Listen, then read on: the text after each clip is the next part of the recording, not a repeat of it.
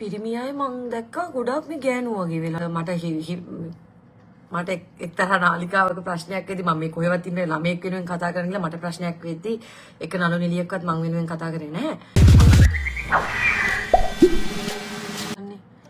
දාන කමෙන්ට්ස් මේ පිරිමියයි මං දැක්කා ගොඩක් මේ ගෑනු වගේ වෙලා ලංකාවේ සමහර අය. දැන් මං අද උදේ දැක්කා මේ පිරිමියයි නහයි ප්ලාස්ටර් සලවන්තා කරලා මෙහෙම ලොකු ප්ලාස්ටරයක් අලවගෙන පින්තූර දානවා. දැන් ගමේ බොයිෆ්‍රෙන්ඩ් කෙනෙක් ගමක බොයිෆ්‍රෙන්ඩ් වයිෆ්ට ගැහුවා මේක නිවුස් එකක් නෙමෙයි.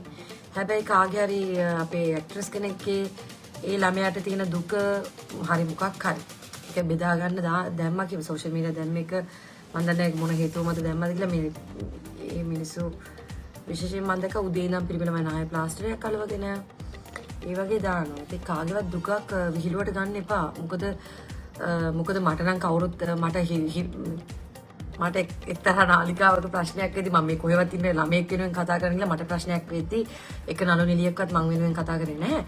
නමුත් මට හරි දුකයි මොකද හේතුව මේ කවුරුරි අහිංසක ගෑන් ළමෙක් මොකක් හරි යාගේ ඒ තිබුණ සම්බන්ධේ නැහැ කියලා කිව්වම ඒක විහිළුවකට අරගෙන ප්ලාස්ටර් අලවගෙන ඇයි එහෙම මන් දන්නේ අර මේ කත්නෝරුවේ ආම්දුරුන්ගේ බණ පිරීල අහන ඔක්කොමලා.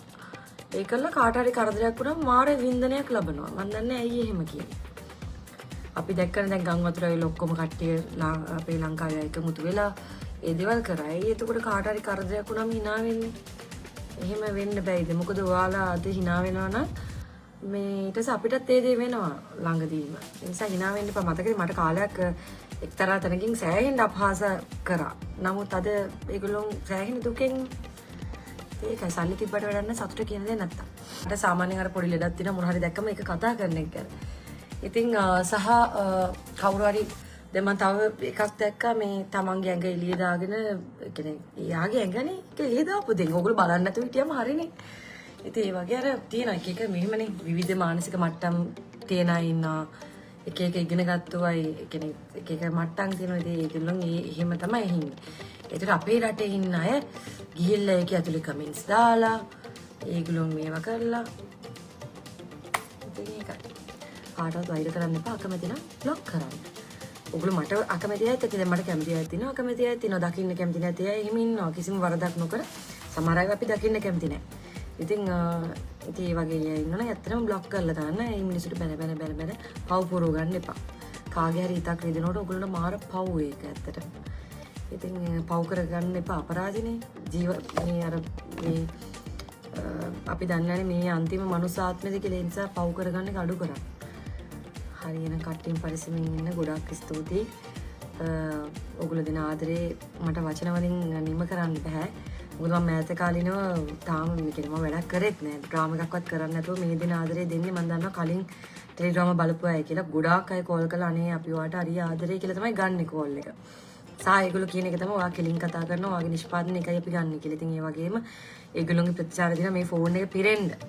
ඉතින් ඇත්තටම මම ওই තෝරා බේරාගෙන තමයි දාන්නේ. මොකද සමහරුන්ගේ ඇත්තටම දාන්න බෑ. ඒ වෙන ඒවා කියන්නේ ඒගොල්ලෝ ඒ තරම් මේ නිෂ්පාදනට ආදරේ හේතුව එයාලට හරි ප්‍රතිඵල ලැබිච්ච නිසා. පොඩි ගොඩාක් මහතා ඉන්නවා.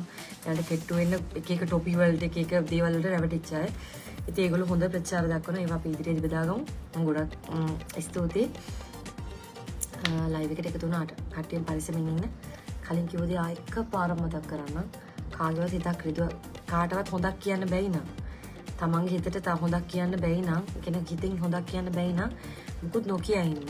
ඒක හරි වැරදි. ඒගොල්ලෝ කමෙන්ට්ස් දානවනේ සමහරුන්ට වැඩි ඕනේ මට දානවනේ. ගොඩක් අය දානවා එහෙම මම නන ෆේක් account's වලින් සමහරලාට දාන්නේ. ඉතින් ඒව හරි පව් ඇත්තටම ඕගොල්ලන්ට.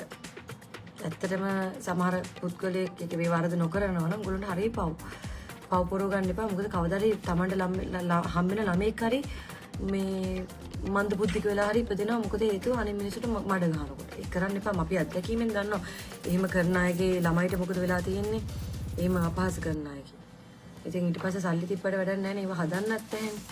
ඒ නිසා කිසිම කෙනෙක්ට හිතේ අකමැති පුද්ගලයෝ ඇති. සමහර අයට මම උදාහරණයක් අනිත් නැත්නම් වයින් කරමු මට අකමැති කියලා හිතන්න. ඉතින් එහෙමයි කියලා අනිත් ඒගොල්ලන් බැලබෙන්න අකමැති නා බ්ලොක් කරලා දාන්න. හරි එහෙනම් කට්ටියන් පරිස්සමින් ඉන්න උත්සාහ නැහැ හැමෝටම. අපි තව වීඩියෝ එකකින් ඉක්මනට හමු වෙමු.